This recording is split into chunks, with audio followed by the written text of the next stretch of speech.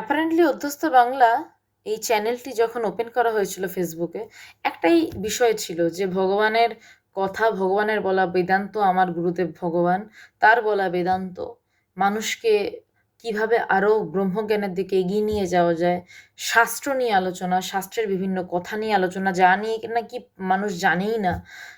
কারণ সেইগুলো নিয়ে আলোচনা হয় না, সেইগুলো নিয়ে আলোচনা করার কথা চিন্তায় ছিল। কিন্তু সেইগুলো তো ভিতরের যুদ্ধ।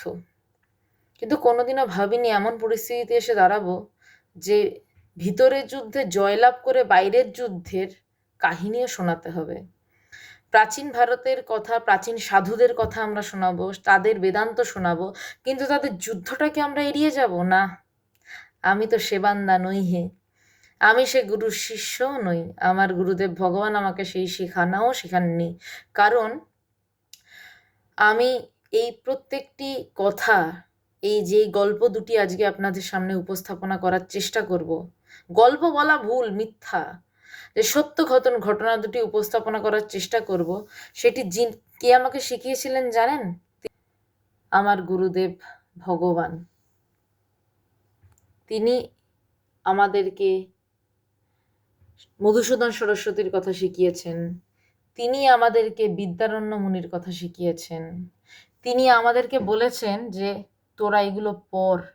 তিনি আমাদের আদি শঙ্করাচার্যের কথা শিখিয়েছেন।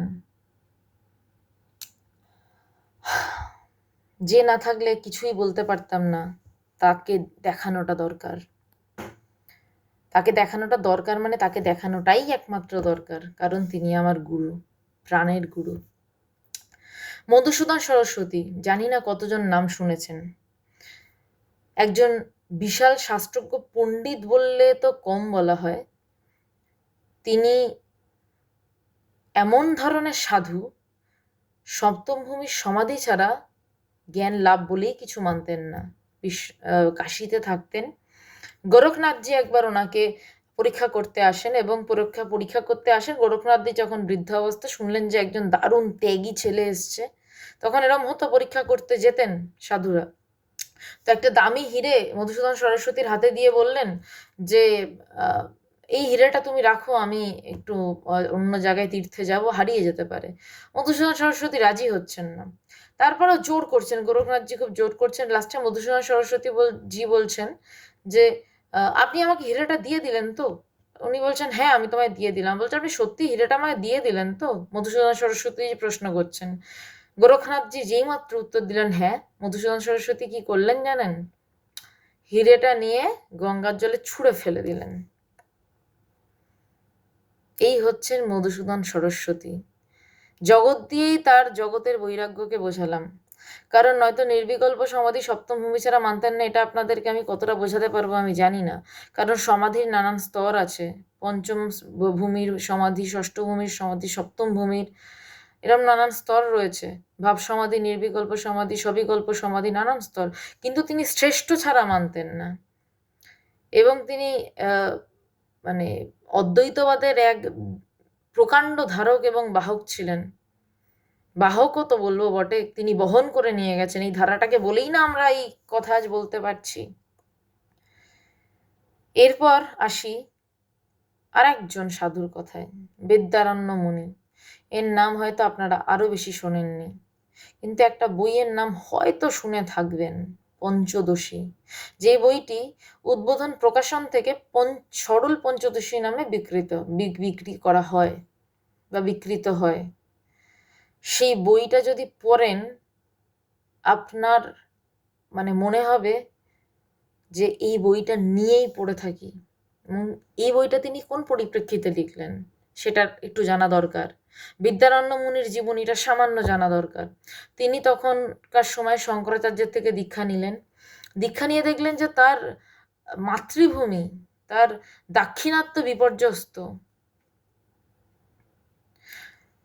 তারপর আমি কেন মধুসূদন সরস্বতীর কথা অতটা বললাম সেখানে আসছি। তার দাক্ষিণাত্য বিপর্যস্ত। তিনি তার গুরুদেবের কাছে প্রার্থনা করলেন যে আমাকে দাক্ষিণাত্য বাঁচাতে হবে, গুরুদেব আমাকে যেতে দিন। গুরুদেব তাকে যেতে দিলেন, এটা ইম্পর্টেন্ট। গুরুদেব তাকে অ্যালাউ করলেন, তুমি যাও। তিনি ছুটে গেলেন দাক্ষিণাত্যে। সেখানে গিয়ে তিনি তপস্যায় বসলেন। দেখলেন যে চারদিক ছারখার, সেই ছারখার অবস্থায় বনের মাঝে তপস্যায় বসলেন এবং হঠাৎ পেলেন হরিহর এবং বুক্ক রায়কে, যারা ভবিষ্যতে সেখানকার রাজা, এবং তিনি তার তপস্যার বলে দেখতে পেলেন যে যুদ্ধ করতে, সাম্রাজ্য পুনরুদ্ধার করতে, যুদ্ধ করতে টাকা লাগে। তার তপস্যার বলে দেখতে পেলেন যে কোথায় গুপ্তধন লুকানো রয়েছে। হরিহর বুক্ক রায়কে সেই গুপ্তধনের নির্দেশ দিলেন। হরিহর বুক্ক রায় সেই গুপ্তধন তুলল, সেনাদল গঠন করলো। বিধর্মী শব্দটা ব্যবহার আমি করতে চাই না, কিন্তু যা ঘটনা তা আমাকে বলতে হবে। তাদেরকে সরানো হলো, যুদ্ধ করে হটিয়ে দেওয়া হলো। তারপর তিনি দাক্ষিণাত্যকে রক্ষা করার জন্য তাদের মন্ত্রী হয়ে রইলেন অনেকগুলো বছর। তারপর ফিরে এসে আবার সন্ন্যাস নিলেন। এবার আপনারা বলবেন, একটা মানুষ এত কিছু করেছে, তার বই পড়ে দেখুন না পঞ্চদশী। যদি কেউ পঞ্চদশী পড়ে সাধনা করে, অদ্বৈত বেদান্তের জ্ঞান তার হাতের মুঠোয়, এটুকু বলতে পারি, যদি পারে। কারণ আমার নিজের একটা শ্লোকের পর এগোতে গেলে মাথাটা ঝিমঝিম করে, যেন ঘোরে। এবার বলি মধুসূদন সরস্বতীর যুদ্ধ। সেই সময় কাশীতে এমন একটা অবস্থা হয়েছিল, গঙ্গার জল লাল হয়ে যাচ্ছিল সনাতনীদের রক্তে। এমতো অবস্থা একজন সাধু কি করবেন না? আজকালকার দিনের মতের সাধু হলে বলতেন যে না, ধ্যান ধারণা তপস্যা করছি, এই তপস্যার তেজেই তো সমস্ত কিছু হচ্ছে। কিন্তু তিনি মধুসূদন সরস্বতী, আসল সাধু, যে ঈশ্বর ছাড়া কিছু বোঝে না, যার সরকারি ফান্ডের দরকার নেই, যে সরকারকেও মুখের উপর অনেক কিছু বলে দিয়ে চলে আসতে পারে, যার কাছে সরকার মাথা নামিয়ে বসে থাকে, এবং যার রাজনীতির কোনো প্রয়োজন নেই। সেই মধুসূদন সরস্বতী সোজা চলে গেলেন আকবরের সভায়।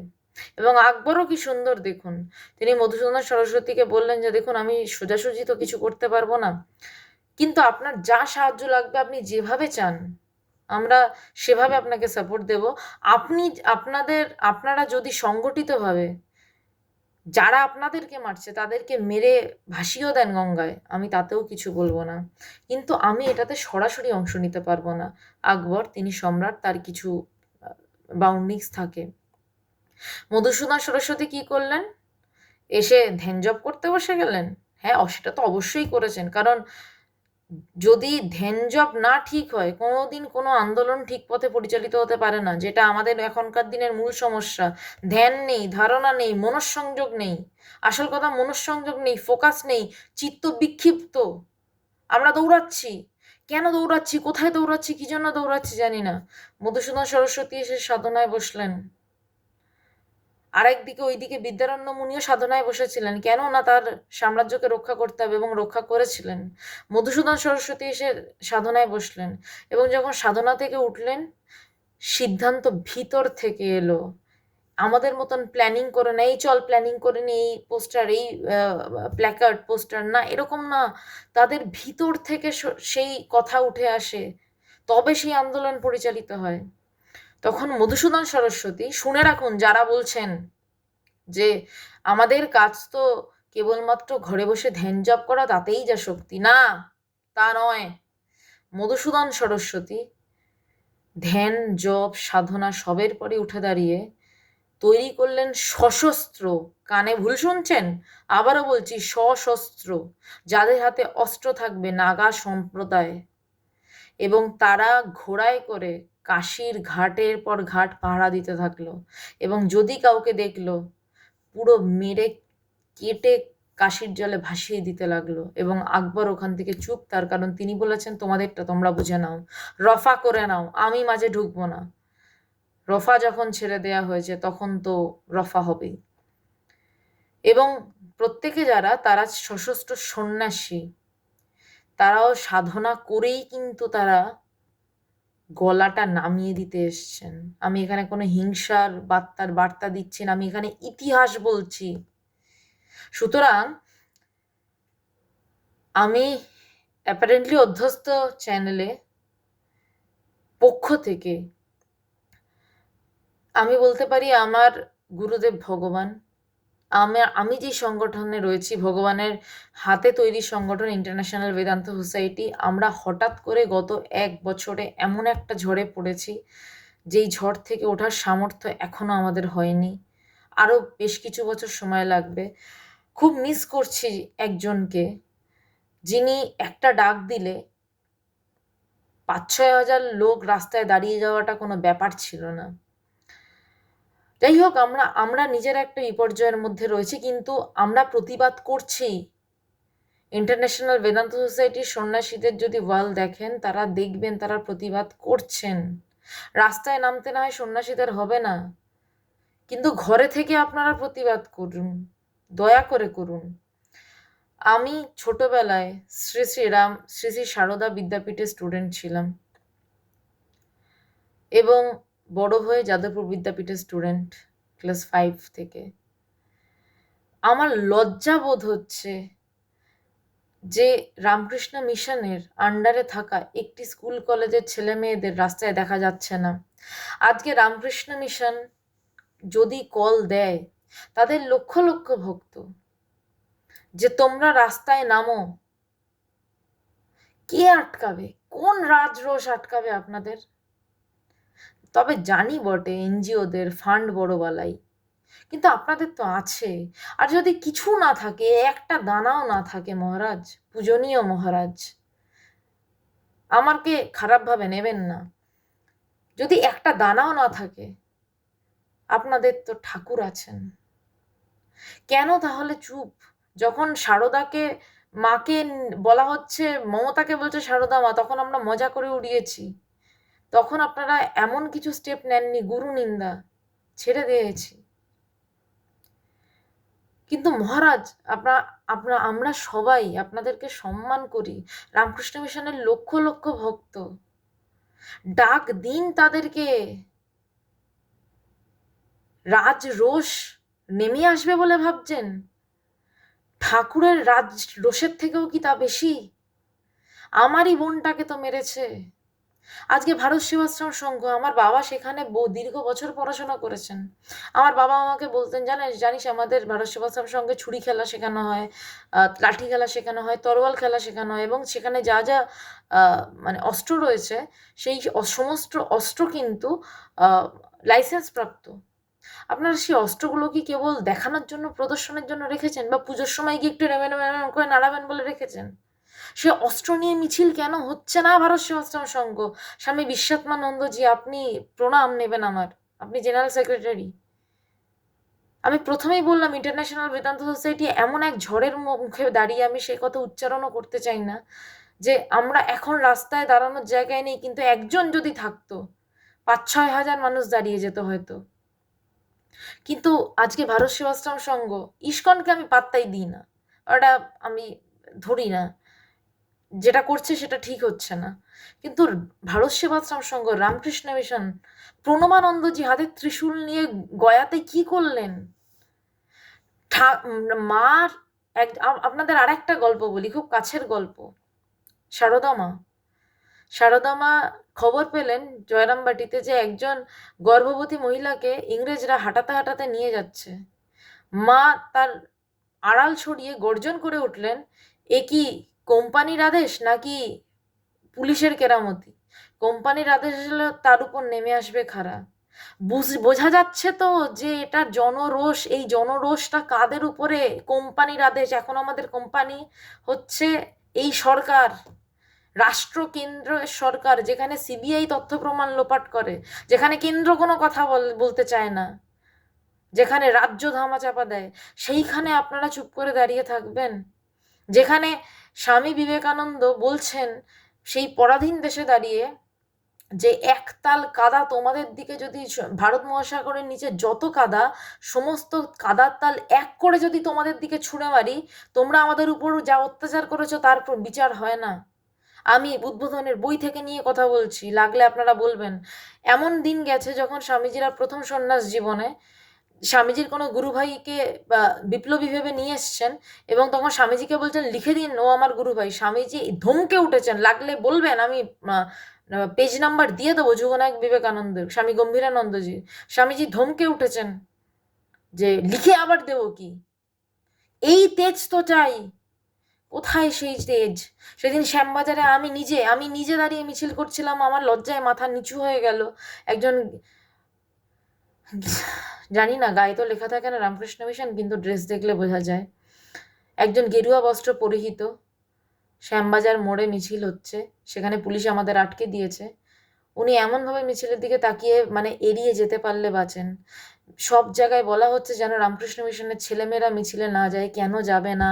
মহারাজ, আপনারা যদি নাই বা আসেন, দয়া করে আপনাদের ছাত্রছাত্রীদের আসতে দিন এবং একটা কল দিন। রামকৃষ্ণ মিশন এবং ভারত সেবাশ্রম সংঘের পূজ্যপাদ সমস্ত মহারাজের কাছে রিকোয়েস্ট, এই সময় ধ্যান জপ অবশ্যই দরকার। রোজ যারা আন্দোলন করছে ফিরে এসে তাদের অন্তত 1 ঘন্টা ধ্যান জপ দরকার, নয়তো আন্দোলন দীর্ঘজীবী হতে পারে না। যদি সমস্ত প্রমাণও লোপাট করা হয়, অপরাধী দাগ রেখে যাবে, এই কথাটা ভুলবেন না। আমরা লাগলে কেস রিওপেন করব, কিন্তু প্রত্যেক আন্দোলনকারী ঘরে ফিরে অন্তত 1 ঘন্টা ধ্যান ধারণা করুক। সেই 1 ঘন্টা ধ্যান ধারণার তেজের শক্তি তাকে এগিয়ে নিয়ে যাবে। আপনারা শুনলেন প্রাচীন কালের 2 মহান সন্ন্যাসীর কথা, বিদ্যারণ্য মুনি এবং মধুসূদন সরস্বতীজির কথা, যারা না থাকলে আজ আমরা সনাতনীরা এই বেদান্ত নিয়ে কথা বলতেই পারতাম না। আর আজ আমি জানি, বুঝতে পারছি মহারাজ, পূজ্যপাদ মহারাজদের কাছে আমাদের অনুরোধ, রামকৃষ্ণ মিশন এবং ভারত সেবাশ্রম সংঘ, আপনাদের একটা ডাকে লক্ষ লক্ষ মানুষ রাস্তায় নেমে রাস্তা কামড়ে পড়ে থাকবে আপনাদের একটা ডাকে। আপনারা সারদা মাকে অপমান করেছে, আপনারা সহ্য করেছেন, ভেবেছি আপনাদের উদারতা। আরো নানান কিছু ঘটেছে, সবই ছেড়ে দেওয়া হয়েছে। গুরুনিন্দা, সেটাকেও যে বিশাল প্রোটেস্ট হয়নি, কিন্তু একটু ভাবুন, সবার বাড়িতে বোন নাই বা থাকতে পারে, মা তো আছে। মায়ের মুখের দিকে তাকিয়ে এগিয়ে আসুন মহারাজরা, ছেড়ে দিন। পিছনে আপনারা থাকুন, আপনারা লাগবেন আন্দোলনে নামতে, কিন্তু সবাইকে কল দিন, দয়া করুন কল দিন যে আসুন। আপনাদের এত এত লক্ষ লক্ষ দীক্ষিত শিষ্য, তারা রাস্তায় নেমে পড়লে এই রাজশক্তি কোথায় গিয়ে স্থান পাবে ভাবতে পারছেন? প্রাচীন ভারতের সাধু, আপনারাও তো সাধু, তফাৎ কেন হবে শিরদাঁড়ায়? আমি প্রণাম জানাচ্ছি। আমাকে এই কথা বলতে হলো বলে আমি ক্ষমা প্রার্থনা করছি। আমার বলতে লজ্জা লাগছে, তার কারণ বলছি, আমি নিজে রামকৃষ্ণ মিশনের স্টুডেন্ট।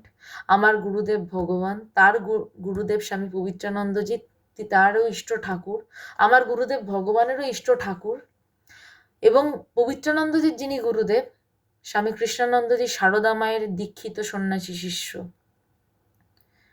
আমি আমার আধ্যাত্মিক পরম্পরাও বললাম, তাই আমি লজ্জিত। মানুষ আমাকে যখন প্রশ্ন করছে কোথায় রামকৃষ্ণ মিশন, আমি লজ্জিত। রামকৃষ্ণ মিশনের প্রেসিডেন্টের কাছে আমার একান্ত অনুরোধ, বিনীত অনুরোধ, আপনারা যা করান মহারাজ করুন, আর ঘরে বসে থাকার নয়। এবার তপস্যার তেজ দেখানোর সময়, কোনো জ্ঞান নয় মহারাজ, বিনীত চিত্তে আমি প্রার্থনা জানাচ্ছি। আর ভারত সেবাশ্রম সংঘের বিশ্বাত্মানন্দজিকেও আমি প্রার্থনা জানাচ্ছি, মহারাজ আপনাদের যা অস্ত্র প্রদর্শনী হয়, এবার তার প্রদর্শনী হোক। আপনাদেরও লাখ লাখ ভক্ত শিষ্য আছে, এই 2 সংঘ মিলে একটা কল দিক, তারপর দেখা যাক। বাকিটা নয় আমরা দেখে নেব সামনে দাঁড়িয়ে।